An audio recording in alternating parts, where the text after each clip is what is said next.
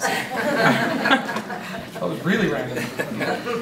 Anyway, thank you very much to the Chamber for putting this event on today. I think it's very useful for business people to understand where their candidates are coming from, both the mayoralty candidates, the councillors, as well as the trustees.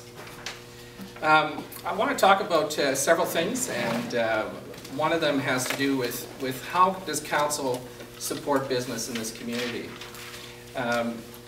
In my view, the town is here to help create a framework for you to work within and prosper. And that's the duty that a town has to its business community. Sometimes the towns do well, sometimes they don't do well. I just want to touch on a few things that I think the council has done well for this community. You notice that there has been a tremendous amount of growth. And that growth is due to the partnership between developers and the town of Morinville. And that doesn't happen for no reason. This year, there's been over 100 houses that are being built in this community to the end of August.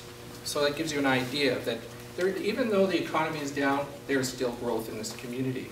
100th Street, the repaving of 100th Street, it is going to do immeasurably good things for business in this community. That road and what has been done and accomplished is really quite remarkable. The Community Cultural Center, you will not believe what that's going to do for our community in terms of the positive attributes it's going to have in this region and how it's going to accelerate growth for this community. I think another positive thing that is happening is we're starting to stabilize our town staff. There has been an issue here because we've had a lot of turnover and it makes it difficult to provide good programming. I think we're finally getting to that point where that's stabilizing. And finally, we're in a good fiscal position. Previous town councils over many years have put this town in a very good fiscal position. So the next thing I want to talk about is how does the Chamber get involved in the future? Right now the town is doing a long-term sustainability plan. They're doing a branding exercise, municipal development plan, and a downtown revitalization plan in the near future. You must get involved if you want to create a better future for Morinville. Final things I want to talk about very shortly has to do with the residential business split. We all know that 93% to 7% business as a split for tax base in this town is not sustainable. We must get more business here. I guess Thank you, Gordon. Okay. Good afternoon, Chamber and candidates. I've come here today to offer you my service, quality service, just like I would expect from you at your place of business. My campaign is about community, connecting and unifying our community, which by definition is a group of people living together in a common location with common values. I want Morinville to be a progressive community committed to providing a superior quality of life for all residents. We should aim to find common goals among us and work together to achieve them. Communication between the Chamber and the town needs to improve. I will be an advocate for open communication and accessibility. I have an open mind and I'm ready to hear from you about your expectations and desires for growth in Morinville. I have lived here permanently since 1999. My husband and I are raising our 2 children here, and we believe that this is the best place for us.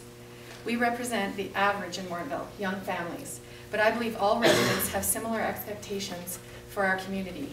We all need to know that our needs, opinions, and desires are being considered. I am an executive member of Morinville Minor Baseball Association. I am an active volunteer in Morinville's Minor Hockey Association, and I volunteer at my children's school. My involvement in the community has afforded me opportunities to meet people, be exposed to the spirit of volunteerism of our residents, and build lasting friendships. I value the familiarity of our small town lifestyle. I take comfort in recognizing and knowing the faces and friendly smiles when I'm out and about in town. I prefer to be able to shop and meet my family's needs right here in town. Realistically, we make exceptions, but on the whole, my commitment is to support our local businesses as well as the environment. I don't want to drive to the city if I don't have to. We need sustainable development that adjusts to meet current social and economic needs of residents of residents and businesses and ensure adequate resources are in place to meet future needs. Morinville has its challenges with its proximity to St. Albert, which, believe me, did not seem nearly as close while I was running from Morinville to St. Albert and back on Saturday, on feet. This, by the way, was in an effort to promote my campaign without using signs, and which is why you won't see my signs around, and enforce my unwavering commitment to be responsible to the environment. Thank you for listening, and please consider me on October 18th. Thank you, Mr. President, members of the Chamber, and fellow candidates. My name is David Pattison with my wife Judy. We've raised our family here for the past 23 years. And I stand before you today and seek your support as councillor for the town of Morinville. As I've lived in Morinville for the past 22 years and campaigned door to door for the past 5 weeks, I've been to 1,600 households. And there's 4 common themes that have come out, and I believe those affect you as business. I want to share those with you. First, as residents, we value,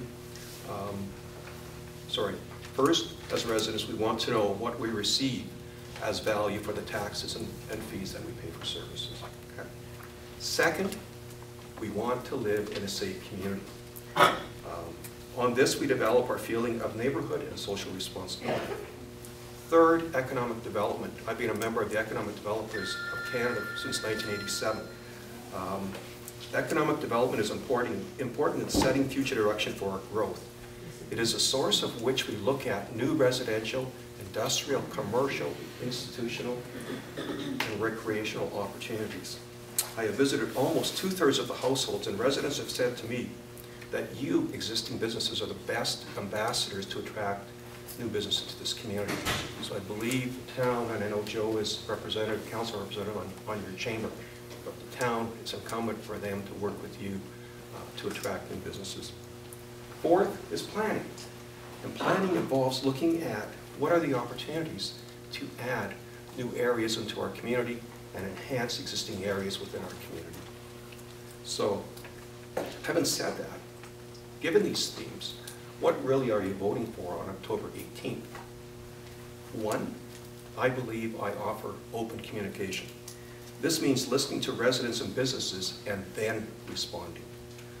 I believe you need to get back to basics of engaging neighbors in dialogue on their vision of the direction for the town. Over this campaign, I've spoken to many residents, including many young people, and I'm encouraging them to get involved in community activities. Second, on October 18th, on the table in front of you, you will elect 1 councillor, a trustee, and 1 mayor, a trustee, and 6 councillors. I knew I was going to screw that up. I have the experience. I have been public representative on council committees, both the Municipal Planning Commission, on the Fire Department Aerial Comfort Committee, as well as on the Municipal Sustainability Committee. And finally, you have choices. And that's good, okay? It's very important to have choices in life. We all make them, and on October 18, you have a choice. I encourage you to listen and ask questions of all candidates. Above all, I encourage you to vote on October the 18th. And when you get to the poll, my name is David Pattison. Please put an X beside my name. Thank you.